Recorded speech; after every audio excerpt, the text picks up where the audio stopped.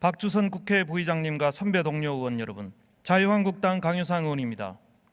무문농법이란 말 들어보셨습니까? 법조문을 멋대로 해석해 법을 농락한다는 뜻입니다. 최순실 특검은 지난 2월 28일 특검법 제9조에 따라 수사기관이 종료되고 연장이 승인되지 않아 법적 생명을 잃었습니다. 지난 90여일간 특검 사상 최대 규모인 31명을 기소하고 종료되었습니다. 그래서 이제는 특검법 제7조 6항에 따라 최소한의 인원으로 공소유지 업무만 할 수 있는 상황인데 좀비처럼 살아 꿈틀대고 있습니다. 국민 세금을 들여서 내일 기자 간담회도 한다고 하고 수사 결과도 오는 6일에 최종 발표라는 이름으로 또 발표하겠다고 합니다. 수사기간 내내 거의 매일 피의 사실을 공표해 놓고도 또다시 종합 세트로 언론에 발표하겠다는 겁니다. 또 수사가 28일에 끝났으면 곧바로 수사 결과를 발표하는 것이 당연하면도 6일이나 지나서 하겠다는 것은 다른 의도가 있다고밖에 볼 수 없습니다. 이는 다음 주 10일 정도로 예상되는 헌재 선고를 앞두고 여론에 영향을 미쳐서 헌재를 압박하겠다는 것입니다.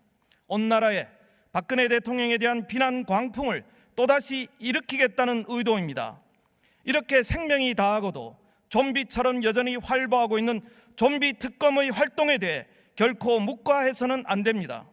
그동안 특검의 무차별 수사, 인권 침해, 피의 사실 공표 등에 대해 검찰의 수사가 필요하다는 주장도 있는 현실입니다.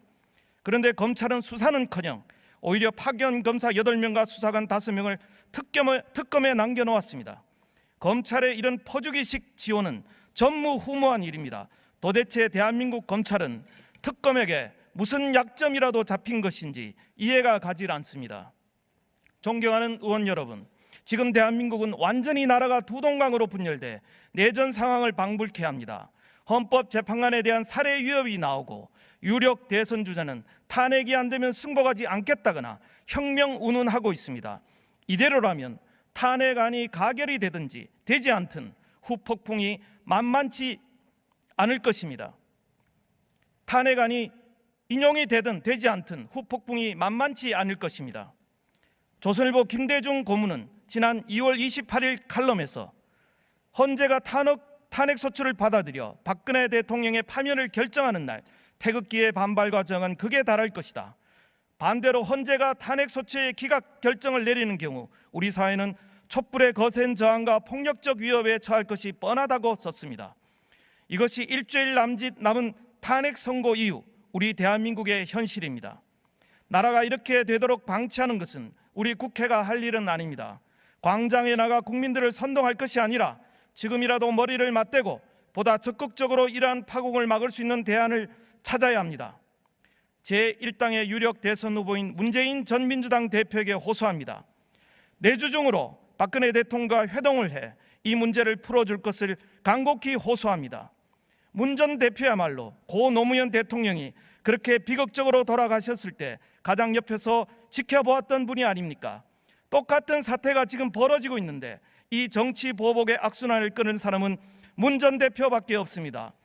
당리당략 차원에서 접근하지 말고 국가 지도자다운 모습을 보여줄 것을 촉구합니다.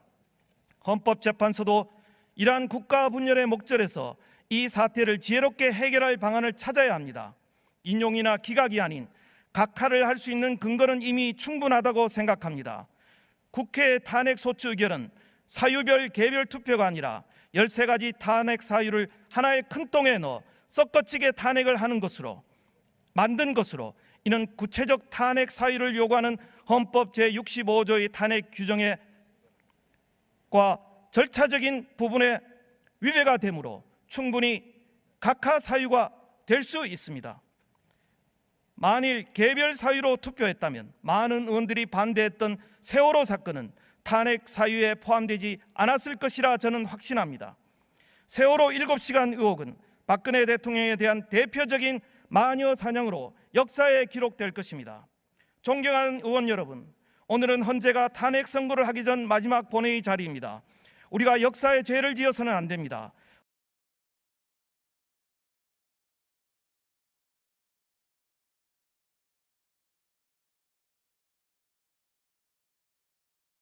박주선 부의장님, 그리고 선배 동료 의원 여러분, 한마디로 착잡합니다. 이제 금방 동료 의원의 좀비 특검의 발언을 듣고 심장의 한편이 무너진 것 같습니다. 그러면 그토록 열렬히 특검을 지지하고 특검 연장을 주장했던 80% 이상의 대한민국 국민이 좀비라 이 말입니까? 이러한 인식을 가지고 국정을 운영해 왔으니 나라 꼴이 이 모양이 이 꼴 아닙니까? 기가 막힐 뿐입니다.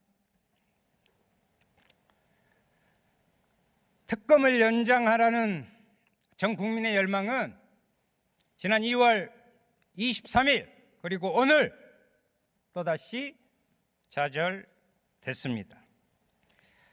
임시국회를 시작하면서 각 당들은 그리고 우리 정치인들은 2월 국회가 개혁 입법의 골든타임이라고 이야기를 해왔습니다. 그러나 18세 투표권 등 각종 개혁 입법안 요구는 본회의에 상정조차 되지 않았습니다. 특히 국민의 80%가 요구하는 특검 연장마저 무산됐습니다. 국회의 특검법 제정 취지를 정면으로 거스르며 소위 허가제로 이야기할 수 있는 기속 재량권을 쥐고 있는 마냥 박근혜 대통령과 한 몸통임을 자임한 황교안 권한대행의 오만 방장, 이 재량권 남용에 대해서 국회가 입법기구로서의 제 역할을 다하고 있는지 한편으로 분노하고 자괴감마저 느끼는 게 사실입니다. 국민의 박수를 받던 특검은 7분 능선도 채 넘지 못하고 특검 대상 비호 세력들에게 강제 해체된 것이나 마찬가지입니다.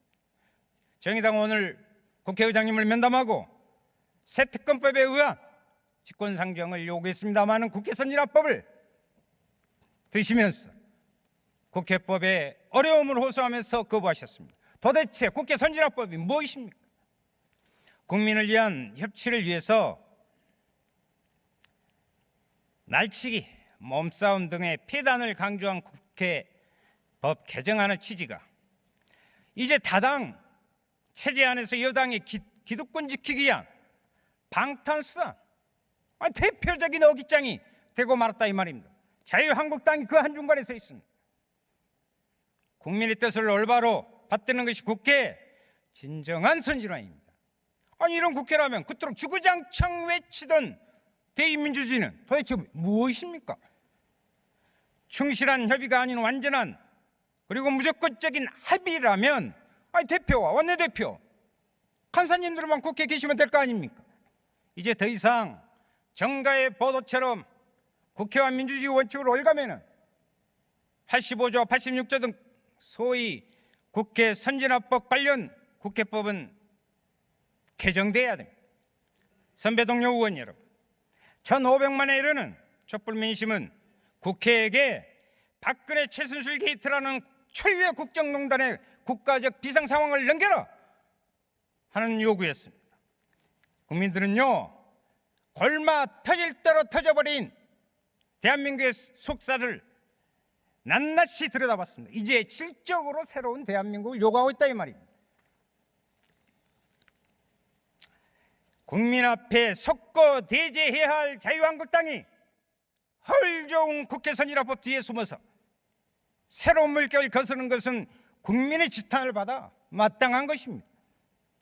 선배 동료 의원 여러분, 그리고 정세균 의장님, 3월 임시국회에서 새 특검법 통과와 국회법 개정을 통해서 국민의 지탄 대상이고 국회의 기능마저 무력화하는 국회 선진화법 개정에 저희 정의당이 앞장서겠습니다.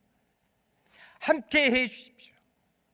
국회를 국회답게 국민 앞에 다시 돌려드리도록 우리 모두 힘을 모읍시다. 들으셔서 감사합니다.